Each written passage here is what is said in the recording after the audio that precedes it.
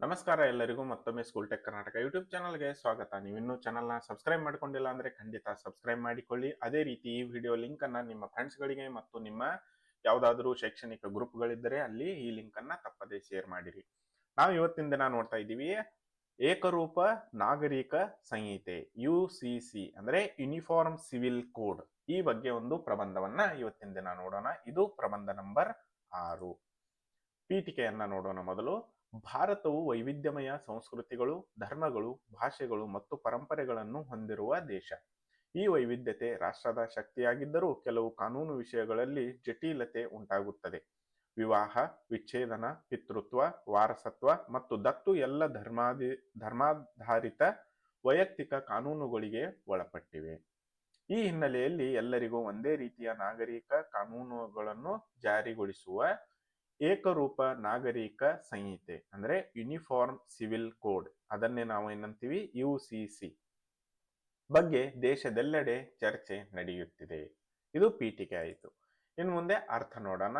ಏಕರೂಪ ನಾಗರಿಕ ಸಂಹಿತೆ ಎಂದರೆ ಎಲ್ಲಾ ಧರ್ಮಗಳು, ಜಾತಿಗಳು ಮತ್ತು ಸಮುದಾಯಗಳಿಗೆ ಸಮಾನವಾಗಿ ಅನ್ವಯಿಸುವ ಒಂದೇ ರೀತಿಯ ನಾಗರಿಕ ಕಾನೂನು. ಅಂದ್ರೆ ಎಲ್ಲರಿಗೂ ಒಂದೇ ರೀತಿಯ ನಾಗರಿಕ ಕಾನೂನನ್ನ ಮಾಡುವುದು.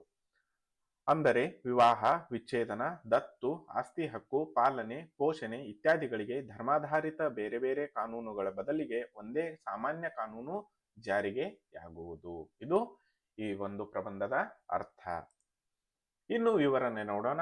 ಭಾರತದ ಸಂವಿಧಾನವು ಸಮಾನತೆ ಮತ್ತು ನ್ಯಾಯ ತತ್ವವನ್ನು ಪ್ರತಿಪಾದಿಸುತ್ತದೆ. ಸಂವಿಧಾನದ ದೇಶ ನೀತಿಯ ನಿರ್ದೇಶಕ ತತ್ವಗಳಲ್ಲಿನ 44ನೇ ವಿಧಿ ರಾಜ್ಯವು ನಾಗರಿಕರಿಗೆ ಸಾಮಾನ್ಯ ನಾಗರಿಕ ಸಂಹಿತೆ ಜಾರಿಗೆ ತರಲು ಪ್ರಯತ್ನಿಸಬೇಕು ಎಂದು ಹೇಳುತ್ತದೆ. ಅದೇ ರೀತಿ ಪ್ರಸ್ತುತ ಭಾರತದಲ್ಲಿ ಹಿಂದೂ, ಮುಸ್ಲಿಂ, ಜೈನ್, ಕ್ರಿಶ್ಚಿಯನ್, ಪಾರ್ಸಿ ಮೊದಲಾದ ಸಮಾಜಗಳಿಗೆ ವಿಭಿನ್ನ ವೈಯಕ್ತಿಕ ಕಾನೂನುಗಳು ಜಾರಿಯಲ್ಲಿವೆ. ಇದರ ಪರಿಣಾಮವಾಗಿ ಒಂದೇ ದೇಶದಲ್ಲಿರುವ ನಾಗರಿಕ ಒಂದೇ ವಿಷಯಕ್ಕೆ ಬೇರೆ ಬೇರೆ ಕಾನೂನುಗಳು ಅನ್ವಯವಾಗುತ್ತವೆ. ಇದು ವಿವರಣೆ. ಅದಾದ್ಮೇಲೆ ಇನ್ನು ವಿವರಣೆ ಕಂಟಿನ್ಯೂ ಆಗ್ತಾ ಇದೆ.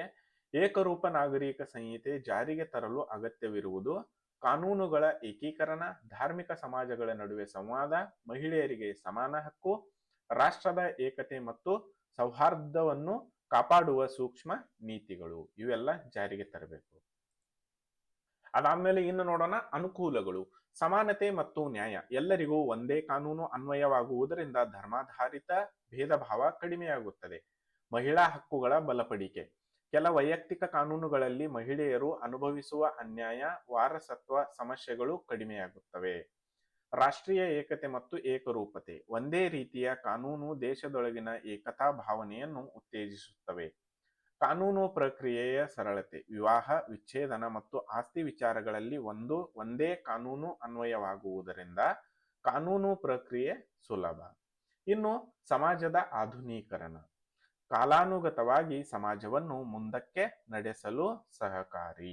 ಇದು ಅನುಕೂಲಗಳಾದವು. ಇನ್ನು ಅನಾನುಕೂಲಗಳನ್ನ ನೋಡೋಣ. ಧಾರ್ಮಿಕ ಭಾವನೆಗಳಿಗೆ ಧಕ್ಕೆ. ಪ್ರತ್ಯೇಕ ಧರ್ಮಗಳ ಸಂಪ್ರದಾಯಗಳನ್ನು ಬದಲಿಸುವುದು ಕೆಲವರಿಗೆ ಸಂವೇದನಾಶೀಲ ವಿಷಯ. ಪ್ರಾದೇಶಿಕ ಮತ್ತು ಸಾಂಸ್ಕೃತಿಕ ವೈವಿಧ್ಯತೆ. ಒಂದೇ ಕಾನೂನು ಎಲ್ಲಾ ಸಮಾಜಗಳಿಗೆ ಸೂಕ್ತವೋ ಎಂಬ ಪ್ರಶ್ನೆ ಉದ್ಭವಿಸಬಹುದು. ನೀತಿ ರೂಪಿಸುವಲ್ಲಿ ಸಂಕೀರ್ಣತೆ. ವಿವಿಧ ಧರ್ಮಗಳ ಅಭಿಪ್ರಾಯಗಳನ್ನು ಪರಿಗಣಿಸಿ ಸಮನ್ವಯಿಸುವುದು ಕಷ್ಟಕರ. ರಾಜಕೀಯ ಬಳಕೆ. ಈ ವಿಷಯವು ರಾಜಕೀಯ ಉದ್ವಿಗ್ನತೆಯನ್ನು ಉಂಟು ಮಾಡುವ ಸಾಧ್ಯತೆ ಇದೆ. ಅನ್ವಯಿಕೆಯ ಸವಾಲುಗಳು. ದೇಶದಾದ್ಯಂತ ಒಂದೇ ಸಮಯದಲ್ಲಿ ಏಕರೂಪ ನಾಗರಿಕ ಸಂಹಿತೆ ಜಾರಿಗೆ ತರುವುದು ಆಡಳಿತಾತ್ಮಕವಾಗಿ ಸವಾಲಿನ ಕೆಲಸವಾಗಿದೆ. ಅದೇ ರೀತಿ ಇನ್ನು ಉಪಸಂಹಾರ ಕೊನೆಗೆ ಬರುತ್ತೆ. ಏಕರೂಪ ನಾಗರಿಕ ಸಂಹಿತೆ ಸಮಾನತೆ, ನ್ಯಾಯ ಮತ್ತು ಮಹಿಳಾ ಸಬಲೀಕರಣಕ್ಕೆ ಕಾರಣವಾಗುವ ಸಾಧ್ಯತೆ ಹೊಂದಿದೆ. ಆದರೆ ಇದರ ಜಾರಿಗೆ ಧಾರ್ಮಿಕ ಸಂವೇದನೆಗಳು, ಸಾಂಸ್ಕೃತಿಕ ವೈವಿಧ್ಯತೆ ಮತ್ತು ಸಮಾಜದ ಅಭಿಪ್ರಾಯ ಎಲ್ಲವನ್ನು ಸೂಕ್ಷ್ಮವಾಗಿ ಪರಿಗಣಿಸಬೇಕು. ಸಮಗ್ರ ಸಂವಾದ, ಪರಸ್ಪರ ಗೌರವ ಮತ್ತು ಹಂತ ಹಂತವಾಗಿ ಜಾರಿಗೆ ತರುವ ಕ್ರಮಗಳ ಮೂಲಕವೇ ಏಕರೂಪ ನಾಗರಿಕ ಸಂಹಿತೆ ಯಶಸ್ವಿಯಾಗಿ ಜಾರಿಗೆ ಬರಲು ಸಾಧ್ಯ. ದೇಶದ ಏಕತೆ, ಸೌಹಾರ್ದ ಮತ್ತು ಸಮಾನ ಹಕ್ಕುಗಳನ್ನು ಕಾಪಾಡುವ ದಾರಿಯಲ್ಲಿ ಇದು ಒಂದು ಮಹತ್ವದ ಹೆಜ್ಜೆಯಾಗಿದೆ. ಈತಲ್ವಾ? ಸೊ ಇದು ಉಪಸಂಹಾರ. ಇಲ್ಲಿಗೆ ನಮ್ಮ ಈ ಒಂದು ಏಕರೂಪ ನಾಗರಿಕ ಸಂಹಿತೆ ಪ್ರಬಂಧ ಮುಗಿದಿರುತ್ತದೆ. ನೀವು ಇನ್ನೂ ಸ್ಕೂಲ್ ಟೆಕ್ ಕರ್ನಾಟಕ ಯೂಟ್ಯೂಬ್ ಚಾನಲ್ನ ಸಬ್ಸ್ಕ್ರೈಬ್ ಮಾಡ್ಕೊಂಡಿಲ್ಲ ಅಂದರೆ ಖಂಡಿತ ಸಬ್ಸ್ಕ್ರೈಬ್ ಮಾಡಿಕೊಳ್ಳಿ. ಅದೇ ರೀತಿ ವಿಡಿಯೋ ಇಷ್ಟವಾದಲ್ಲಿ ಲೈಕ್ ಮಾಡಿ, ಕಮೆಂಟ್ ಮಾಡಿ ಹಾಗೂ ತಪ್ಪದೇ ನಿಮ್ಮ ಫ್ರೆಂಡ್ಸ್ಗಳಿಗೂ ಮತ್ತು ನಿಮ್ಮ ಶೈಕ್ಷಣಿಕ ಗ್ರೂಪ್ಗಳಲ್ಲಿ ತಪ್ಪದೇ ಶೇರ್ ಮಾಡಿರಿ. ನಾವು ಮತ್ತೆ ಮುಂದಿನ ಪ್ರಬಂಧದಲ್ಲಿ ಭೇಟಿಯಾಗೋಣ. Thanks for watching.